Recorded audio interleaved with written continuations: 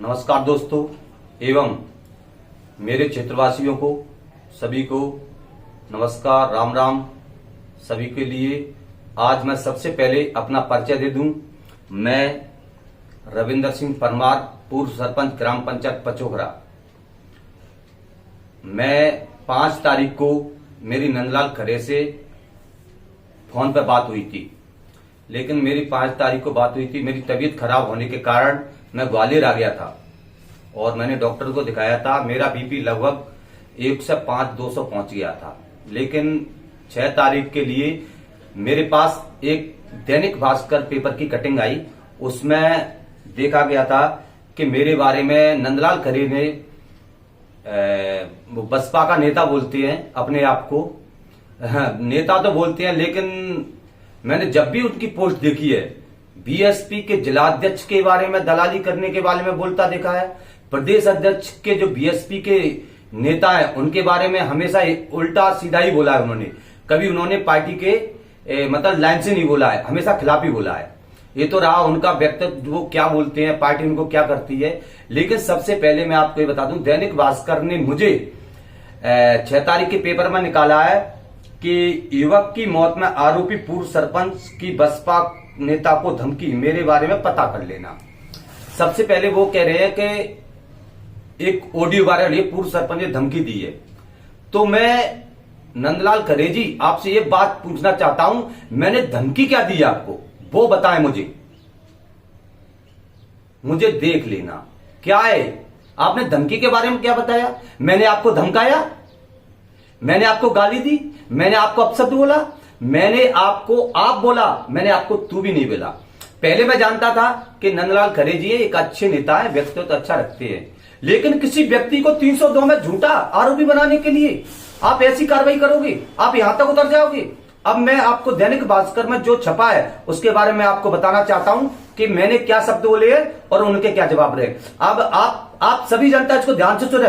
बहुजन समाज से मेरा प्रेम है, जाटव समाज से मेरी दुश्मनी नहीं है। जाटव समाज ने मुझे नेता बनाया है। 1700 वोट जाटव ग्राम पंचायत पचोखरा के अंदर है और जाटवों ने मुझे 1700 वोट होने के नाते मात्र 250 वोट हैं राजपूतों के, ठाकुरों के, लेकिन फिर भी उन्होंने मुझे अपना नेता चुना है, सरपंच बनाया है। कैसे बनाया है? वो ऐसे नहीं बनाया है, भाईचारे से रहता हूं। जाटव समाज गांव तो ठीक है, लेकिन रिश्तेदार तक जाटव समाज के मुझे जानते हैं कि रविंद्र कितना व्यवहार कुशल लड़का है। इसी बात को मैं आपके सामने रखना चाहता हूं। पेपर में क्या निकाला है, मैंने वकील साहब से भी बात की है, कोर्ट में मैं एक नोटिस नंदलाल खरे जी को भेजूंगा, एक नोटिस दैनिक भास्कर को भी भेजूंगा कि आपने मुझे आरोपी कैसे बना दिया। मेरे पास क्या केस है? जिस दिन वो घटना हुई थी, वो जो पान सिंह था वहां पे, मतलब बोरी ओरी के चक्कर में जो भी हुआ उनका, तो वहां से उन्होंने पुलिस को फोन किया तो शांति भंग सरकारी काम में बाधा के लिए क्या हमने उसको बंद कर दिया।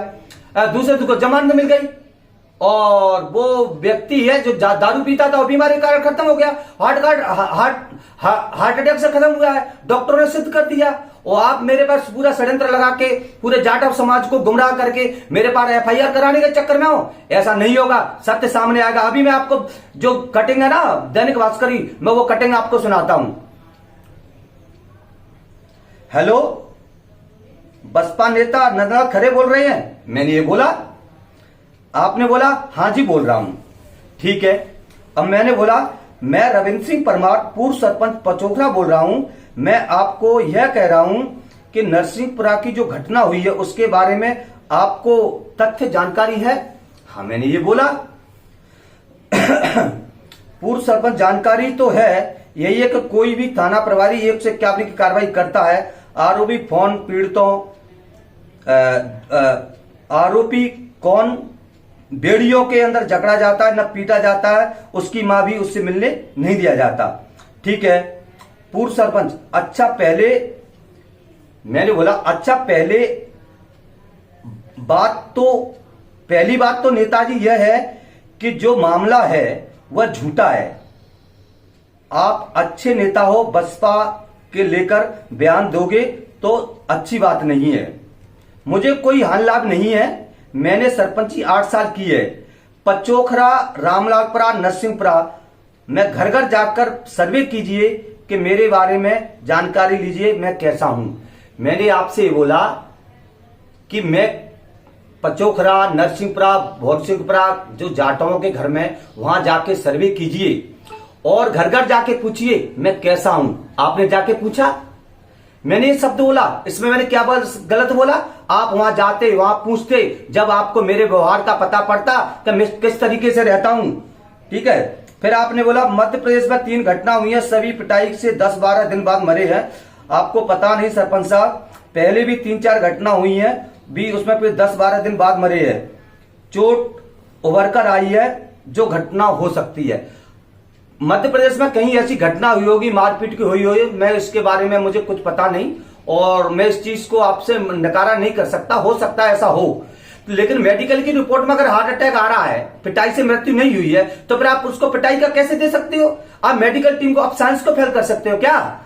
अभी आपको और बता दूं, जो आपसे मेरी बात हुई है सर, पूर्व सरपंच, ना आप साइंटिस्ट हो, ना आप इंजीनियर हो, ना ही आप डॉक्टर हो। तो यह सत्य है, ना आप साइंटिस्ट हो, ना आप डॉक्टर हो, ना आप इंजीनियर हो। आप मौत की मृत्यु कैसे हुई है, आप इस चीज को सिद्ध नहीं कर सकते। इसको सिद्ध डॉक्टर की टीम करेगी। इसमें मैंने क्या गलत बोला? देख लेना। क्या देख लेना? क्या मैंने आपसे गाली दी? क्या मैंने गलौज किया? आपको मैं अच्छा नेता समझता था, लेकिन आप अच्छे नहीं हो। ये कुछ नहीं है, चुनाव के अंदर चुनावी रंजिश के कारण यह झूठा मुझे फंसाया जा रहा है, लेकिन सत्य की जीत हो जाए, झूठा कोई फंसेगा नहीं। हार्ट अटैक से मौत हुई है, मेडिकल टीम ने साबित कर दिया है। और सुनाओ, ये लोकतंत्र है, ये संविधान डॉक्टर भीमराव अंबेडकर ने लिखा है, और डॉक्टर भीमराव अंबेडकर में जो कानून बना है उससे चलेगा। तुम्हारे जैसे मिलकर 4 आदमी अगर किसी के प्रति झूठी FIR कराना चाहे तो नहीं होगा। बाबा भीमराव अंबेडकर साहब है ना, उन्होंने कानून बनाया है, और कानून के आगे कोई नहीं टिकता। इसीलिए, और आपने क्या लिखा है? भारतीय जनता पार्टी के संरक्षण में कर रहा हूं। मैं भारतीय जनता पार्टी के संरक्षण में क्या कर रहा हूं, इसकी जांच होने दो, उसके बाद सत्य सामने आ जाएगा। और जांच तो हो चुकी है, मेडिकल की रिपोर्ट आ चुकी है। और सुनो, ये आप जो समाजों में जो अंतर डाल रहे हो ना, ये अच्छी बात नहीं है। कोई भी पार्टी है, बहुजन समाज पार्टी है, सबकी पार्टी है, किसी एक जाति की नहीं है। और बहुजन का मतलब सभी समाज मिलके।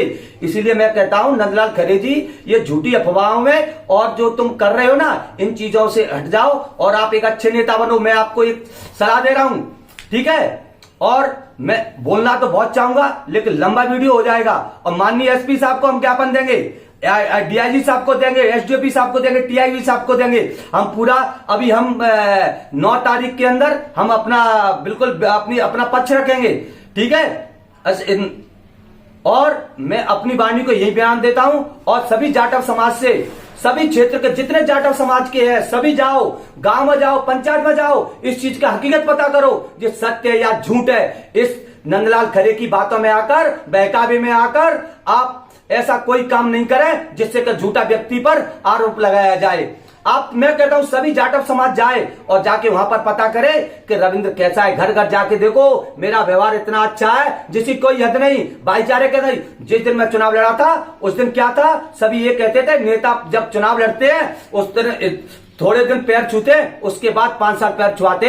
भाइयों बहनों एवं देवियों सज्जनों एवं क्षेत्रीय नेताओं, मेरी पंचायत में जाओ, मेरे से बड़ा है, चाहे वो जाटव समाज का, चाहे मेहतर समाज का है, चाहे कुमार समाज का, चाहे किसी भी समाज का है, उसके मैंने 5 साल पैर छुए। और मेरे से बूढ़ा बड़ा अगर मेरे सामने हाथ जोड़ता था तो मैं मना कर देता, बाबा मेरे सामने हाथ नहीं जोड़ना, मैं आपका सेवक हूं और जन सेवक बन के काम करूंगा। जय हिंद, जय भारत।